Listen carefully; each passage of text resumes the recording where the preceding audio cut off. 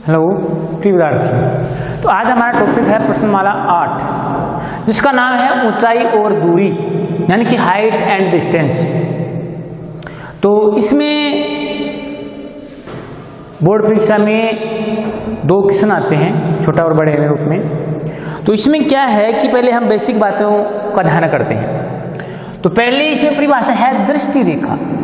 दृष्टि रेखा, दृष्टि रेखा क्या होती है कि प्रेक्षक की आंख से, जो भी देखने वाला व्यक्ति होता है उसकी आंख से प्रेक्षक द्वारा देखी गई वस्तु को, कोई वस्तु को हम देखें आंख के द्वारा देखी गई वस्तु को मिलाने वाली रेखा को दृष्टि रेखा कहते हैं। जैसे मान लो यहाँ कोई वस्तु है, P कोई वस्तु है और यहाँ ये आंख है, यहाँ से हम किसी वस्तु को देख रहे हैं, तो आंख से और वस्तु को देखने वाली रेखा जो है वो होगी हमारी दृष्टि रेखा, और समतल की समांतर वो होगी क्षैतिज रेखा। तो किसी वस्तु को हम देखते हैं तो हमारी दृष्टि उस वस्तु पर होती है, तो वो एक जो रेखा होती है वो होती है दृष्टि रेखा।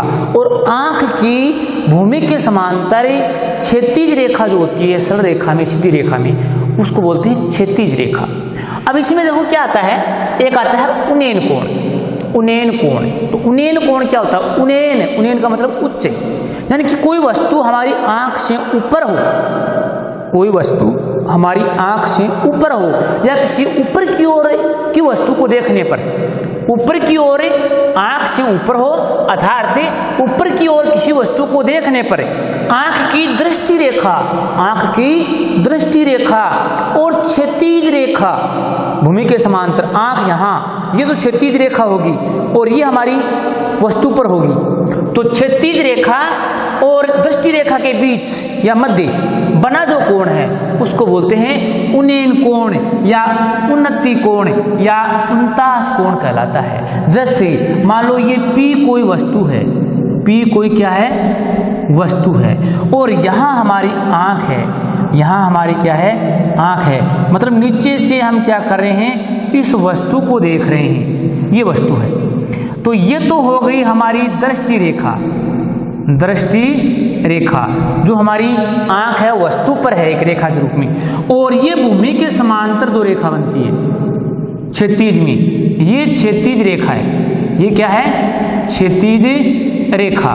तो यहाँ जो आंख पर यहाँ जो कोण बनता है, ये कोण, मैं इसको थीटा का नाम देता हूँ, ये कोण जो है ये कहलाता है उन्नयन कोण। उन्नयन कोण, इसका दूसरा नाम है उन्नति कोण और तीसरा नाम है उनतास कोण। सेम ही है, कई बार उन्नति कोण भी आ जाता है, कई बार उन्नयन कोण भी आ जाता है, कई बार उनतास कोण भी आ जाता है। तो उसमें कंफ्यूज मत होना, उन्नयन उन्नति उनतास कोण एक ही बात है। तो मतलब ऊपर कोई वस्तु हो और हम उसको देख रहे हैं तो हमारी दृष्टि रेखा और क्षैतिज रेखा के बीच में जो आंख के पास कोण बनता है वो होता है उन्नयन कोण। अब आता है हमारा अवनमन कोण, दूसरा आता है अवनमन कोण। अवनमन यानी कि नमन यानी कि झुका हुआ, नीचे की ओर बनने वाला। कोई वस्तु नीचे हो और ऊपर से हम देख रहे हैं तब कोई कोण बनता है दृष्टि रेखा और क्षैतिज रेखा के बीच में। तो दूसरा है हमारा अवनमन कोण। अवनमन कोण या इसका दूसरा नाम होता है अवनति कोण। अवनति कोण, अवनति कोण कि कोई वस्तु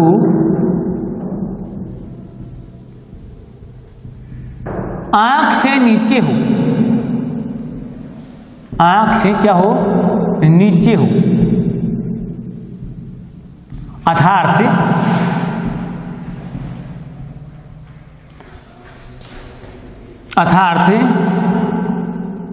कहने का मतलब कि ऊपर से नीचे की ओर और किसी वस्तु को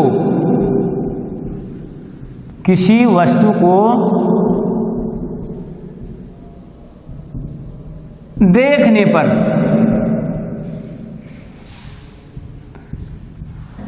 आंख की दृष्टि रेखा दृष्टि रेखा व क्षैतिज रेखा के मध्य बना कोण, बना कोण अवनमन कोण कहलाता है।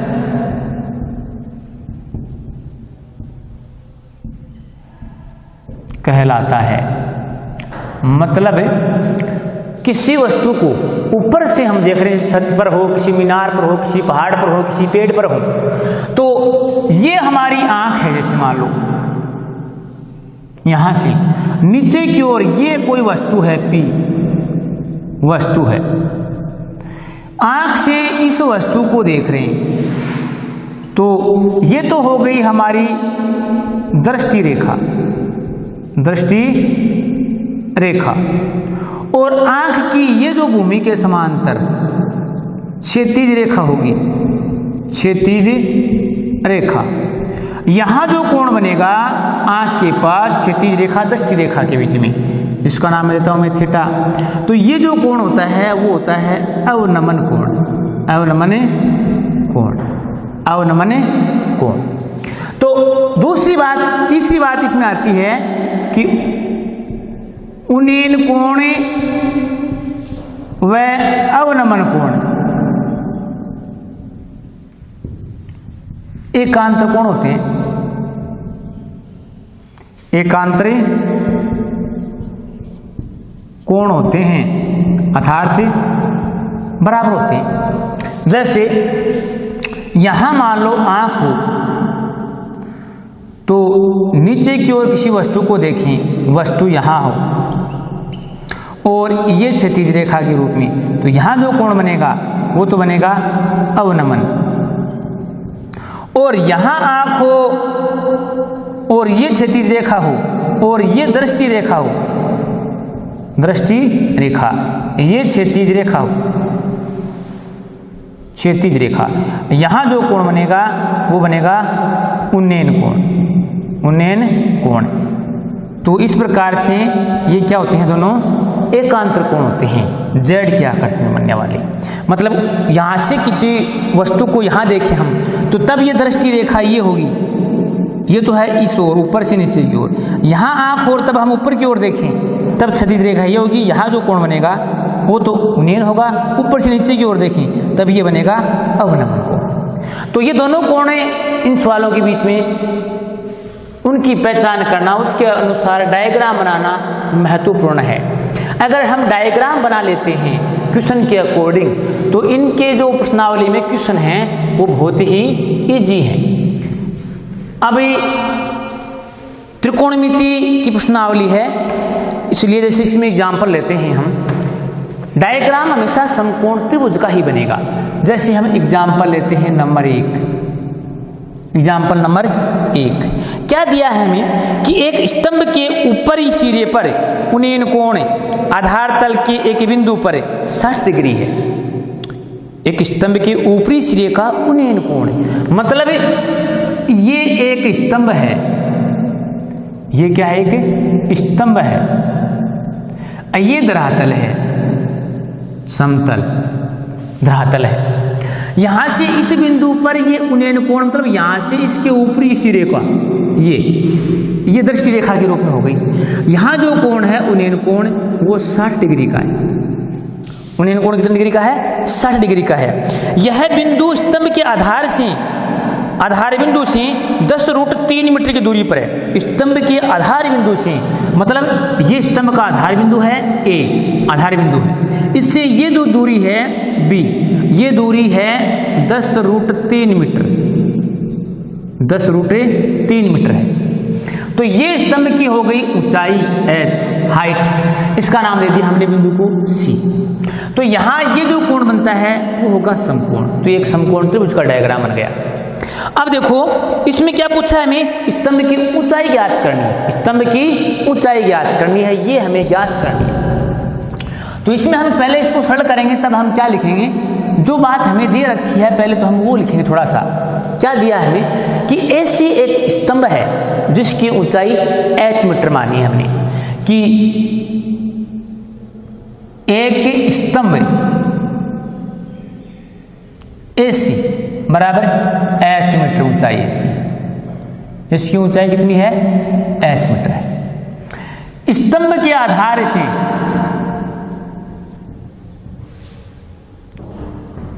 से एक बिंदु जिसका नाम हमने B रखा है की दूरी अर्थात AB के मध्य दूरी 10√3 मीटर है। 3 मीटर है। ये बात हमें सवाल में दी है, डायग्राम हमने बना लिया। तो ये थीटा है और समकोण त्रिभुज में जिस कोण उन्नयन कोण या अवनमन कोण होता है उसको थीटा का रूप दिया जाता है। थीटा की सम्मुख वाली भुजा जो होती है, मतलब ये डायग्राम जो होता है समकोण त्रिभुज में, कोई भी समकोण त्रिभुज है इसमें शेष दोनों कोण न्यून कोण होते हैं। ये समकोण है ABC, इसमें B कोण क्या है? समकोण है। ये दोनों कोण न्यून कोण है। अगर हम ये थीटा लेते हैं, ये कोण थीटा, तो इस थीटा के सम्मुख वाली भुजा जो होती है वो लंब होती है। उस भुजा का नाम क्या होता है? लंब। समकोण के सम्मुख जो भुजा होती है वो होती है कर्ण, और जो बच गई वो क्या होगी? आधार। थीटा के सम्मुख जो भुजा होती है वो लंब, समकोण के सम्मुख जो भुजा होती है वो कर्ण, जो बच गई तीसरी भुजा वो आधार होगी। जैसे मान लो यही डायग्राम ऐसे हो, दोबारा देख लो इसको एक बार, ABC।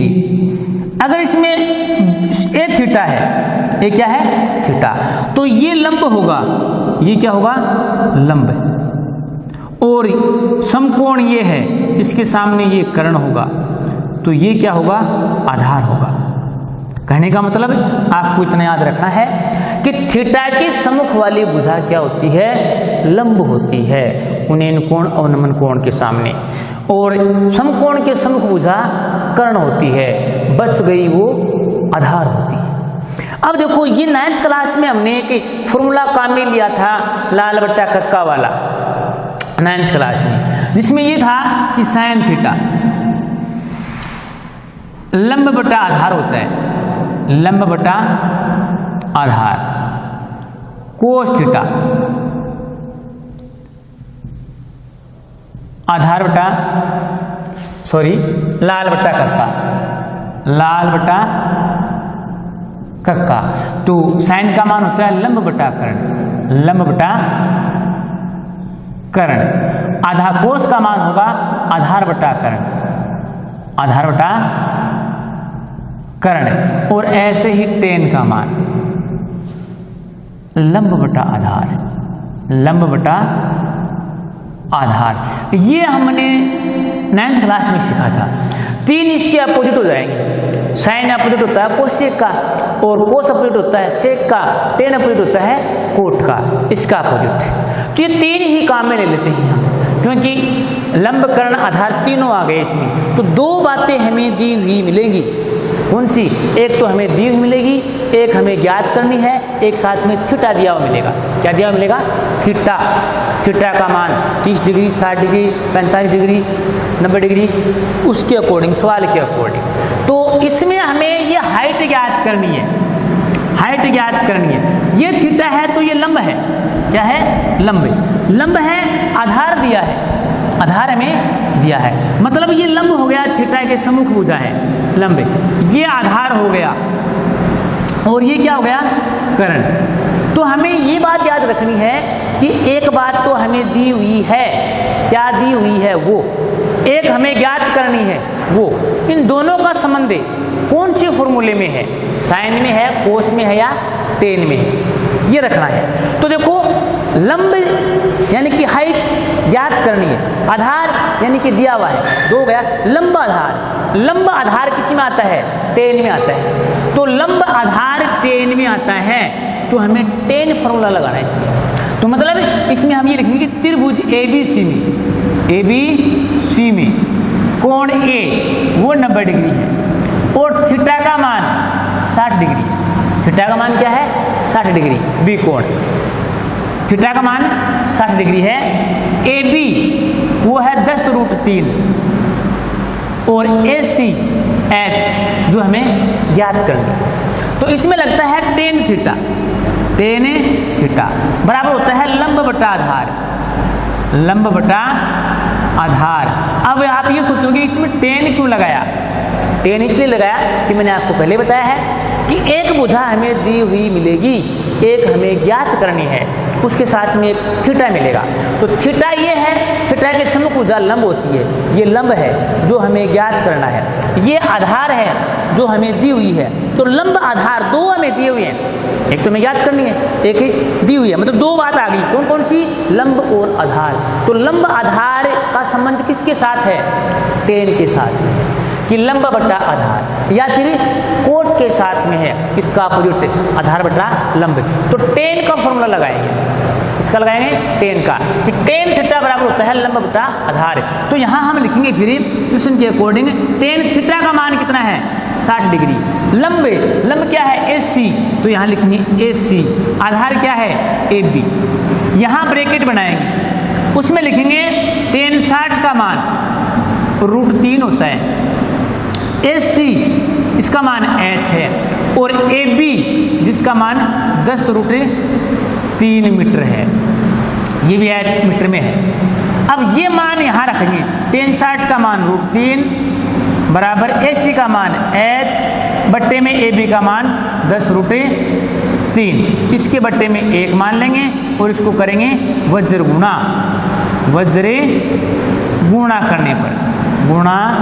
करने पर। तो देखो एक को h से गुणा करेंगे, h आएगा, √3 को गुणा करना है 10√3 से, तो क्या आ जाएगा? h बराबर √3 को √3 से गुणा करते हैं, 3 गुणा 10 से, यानी कि h का मान 30 मीटर। h क्या है? स्तंभ की ऊंचाई। तो यहाँ लास्ट में हम ये लिखेंगे फिर कि अतः है स्तंभ की ऊंचाई जो हमने माना AC बराबर 30 मीटर, ये हमारा आंसर होगा। इकाई में लगाना जरूरी है मीटर, अगर ये नहीं लगाते हैं तब भी इसका नंबर काटा जाता है। तो इस प्रकार से ये हमारा क्वेश्चन सॉल्व हो जाता है। बस मेन बात याद रखनी है, क्वेश्चन को ध्यान से पढ़कर उसका डायग्राम बनाना। अगला एग्जाम्पल लेते हैं हम, एग्जाम्पल नंबर 2, या इसमें जो इम्पोर्टेंट एग्जाम्पल है वो ही ले रहे हैं। तो एग्जाम्पल नंबर 2 लेते हैं।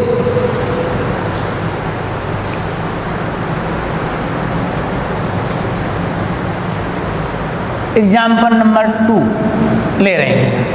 एग्जाम्पल नंबर 2 क्या कहता है कि 50 मीटर ऊंचे पुल, एक पुल है जिसकी ऊंचाई 50 मीटर है, नाव का अवनमन कोण, मतलब पुल के ऊपर से नाव को नीचे देख रहे हैं, तो ये एक पुल हो गया, ये पुल है, इसकी ऊंचाई 50 मीटर है, AB नाम दे दिया इसका। ये पुल के नीचे पानी का तल मान लो, जिसमें यहाँ एक नाव है, यहाँ क्या है कि नाव है, ये नाव है, इसका नाम C दे दिया, नाव है।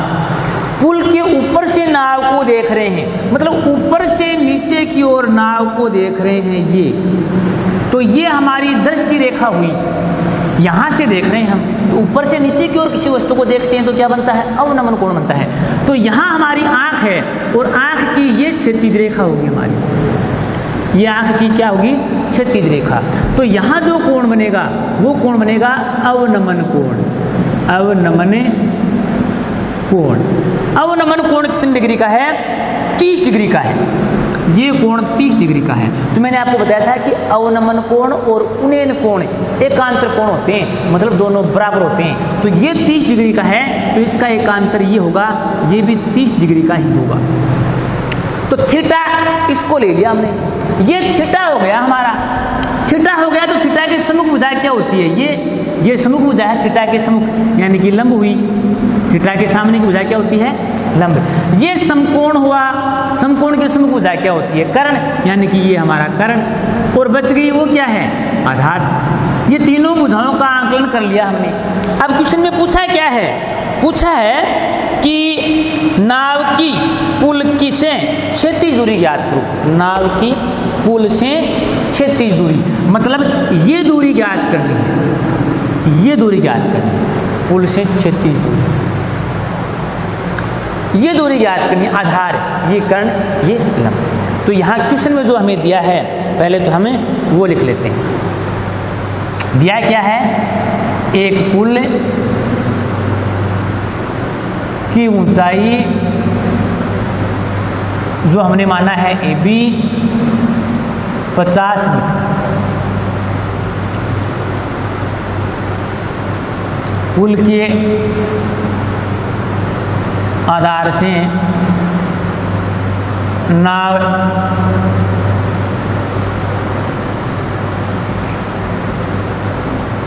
दूरी इस, जिसका पता नहीं है, x मान लेते हैं, x मीटर, ये AC x मीटर मान लिया, और पुल की ऊंचाई से नाव का अवनमन कोण थीटा 30 डिग्री। अब देखो, ये हमें दिया हुआ है, ये हमें ज्ञात करना है। तो लंब दिया है, आधार ज्ञात करना है, लंब आधार, ये दो नाम आ गए। लंब आधार किसमें है, टेन में है, लंब और आधार, तो टेन लगेगा इसमें। तो इसमें हमें लिखेंगे कि त्रिभुज ABC में कोण A है, वो तो 90 डिग्री है, और थीटा का मान क्या है, 30 डिग्री, थीटा 30 डिग्री।